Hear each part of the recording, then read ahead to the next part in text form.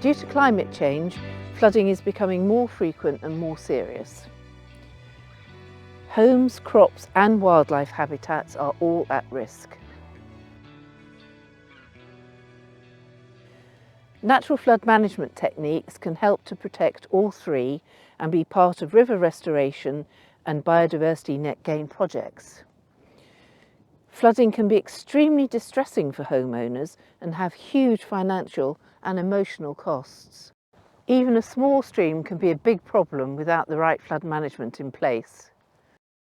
Storms have increased in intensity and frequency due to climate change, and we will continue to see more flooding. And it's local residents who are experiencing the consequences firsthand.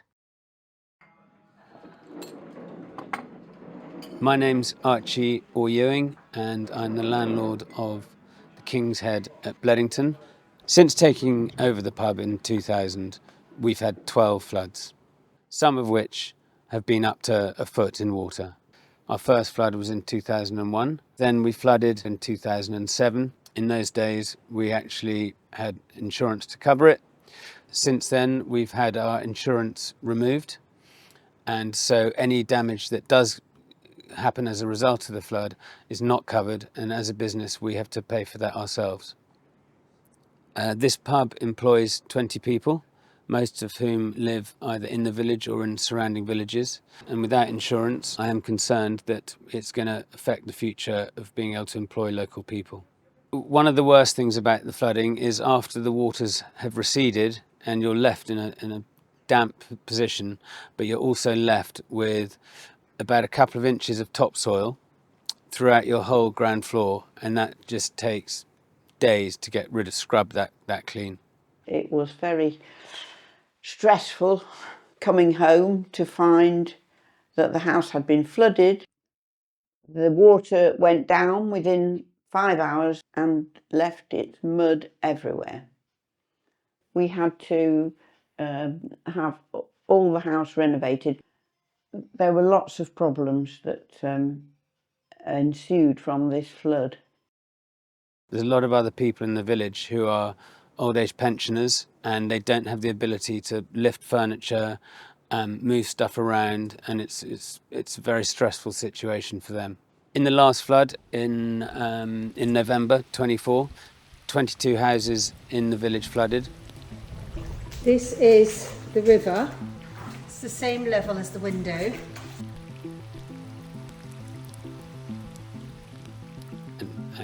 It's caused a lot of anxiety amongst the community, and when I see bad weather forecasts, we're all on tenterhooks and starting to get worried about what might happen.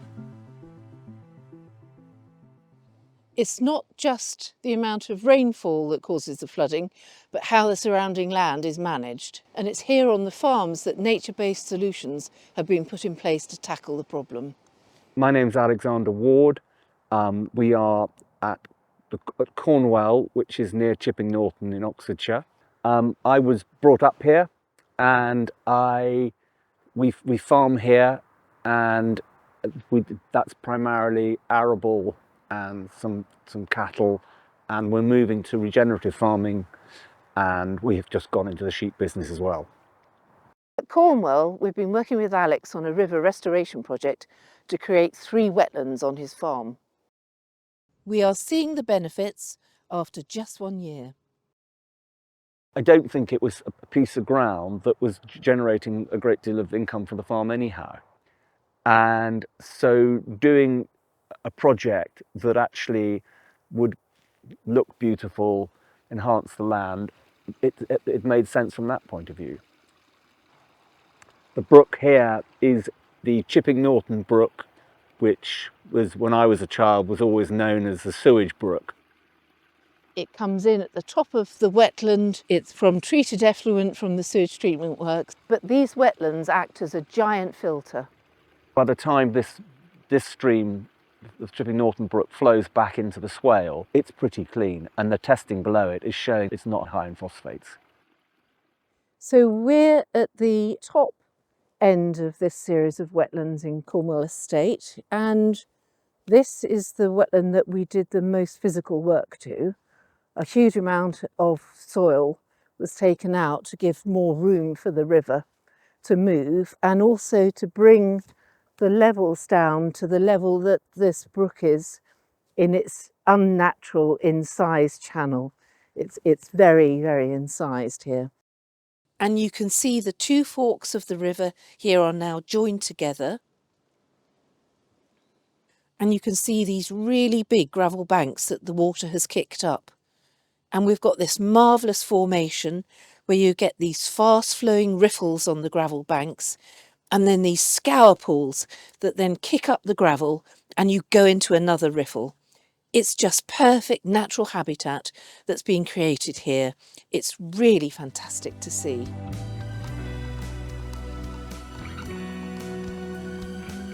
And you can also see how there's a variety of habitats. We've got some sort of lower, wet, marshy areas forming, and then these basking banks.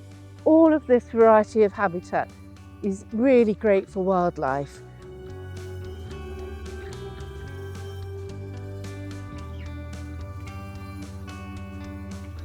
Here we are in the middle section of the wetland at Cornwell, and we just stripped the topsoil from the field to get to the gravels underneath. And that's looking like almost like a chalk stream. That looks great and completely changed.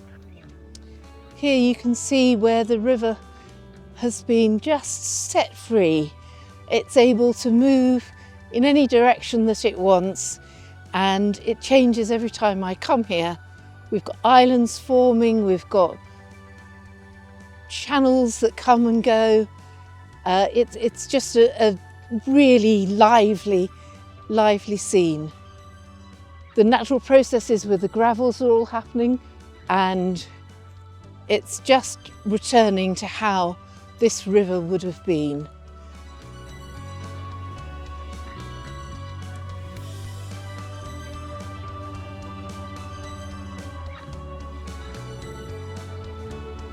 And in the third field, there was minimal intervention, and it was extremely cheap to do.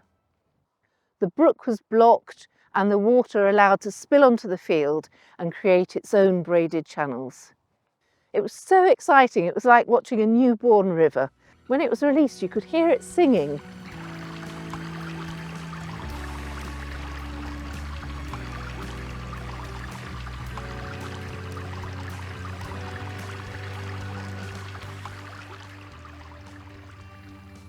There's never really been much wildlife here before we diverted the brook, and that appears to be coming back pretty quickly. It was amazing. The birds came in within hours of the river being liberated. I have seen regularly at least 50 species. Highlight last year was a juvenile ruff, a redshank, a great white egret, and we've had a peregrine. We've had hundreds of swallow and house martin, and even sand martin have come down as well. This winter has been fantastic. I have seen a merlin hunting just behind me over these waters. Only one of 3 sites in Oxfordshire where they've been recorded this winter. And between July and November this year, I recorded green sandpipers every single month. So already, just within 1 year, we've got a particular, not very common species that has really benefited from it. And this probably represents between 0.5% and 1% of the entire population of green sandpipers in the UK, which is pretty amazing, really. I feel great about the results. I think it's a real. I come down here on an evening in the summer and see masses of ducklings and all of the swallows and the wildlife. It's absolutely heavenly. River restoration projects are not just amazing for wildlife, they are really good natural flood management projects. By connecting the river with its floodplain, it allows the energy to be dissipated and it makes the flood less destructive. And I think one of the important things that this can do is when there is flooding, we're able to hold back a lot of water. It's been calculated that over 20,000 cubic metres of extra water can be stored up here. Holding water in the upper catchment will not only make a difference to the communities that flood in the Evenlode, but also to Oxford and further down the Thames. There's a lot of problems in Bledington with continual flooding. We are holding water back on this farm as well as other farms further up, and that's going to benefit people in the village. It's an intensive arable farm. Due to the volume of rain, we have field corners that hold water, we have springs popping up in unlikely places. The crops sit underwater for a prolonged time and they essentially die. We decided that we have to change the way we run the farm in order to work around the weather.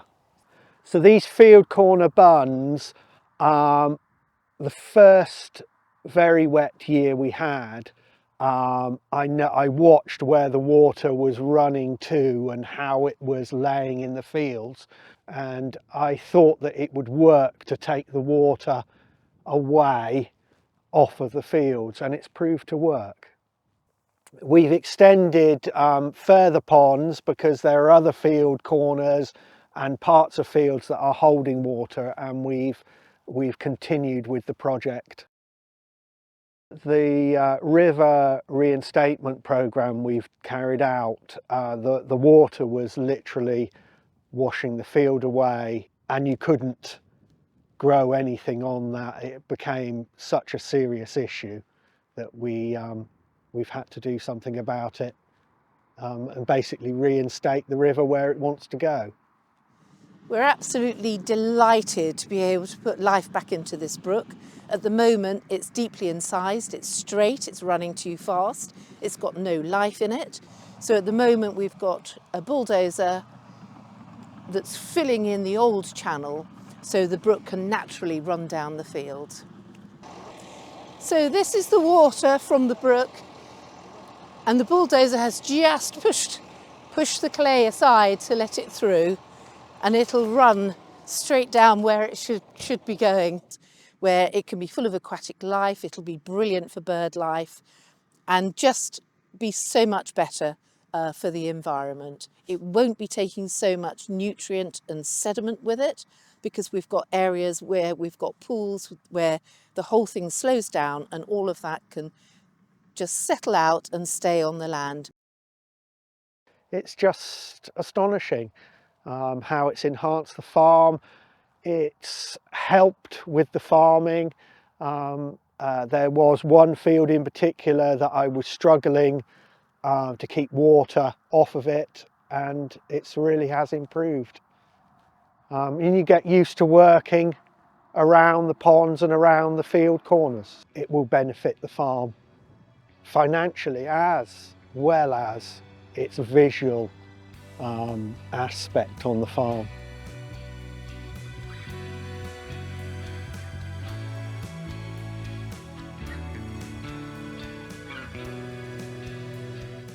The natural flood management techniques that are being implemented at Rhine Hill were first piloted locally on the Bruin estate. So this is the line of the brook in the location that it would naturally have been.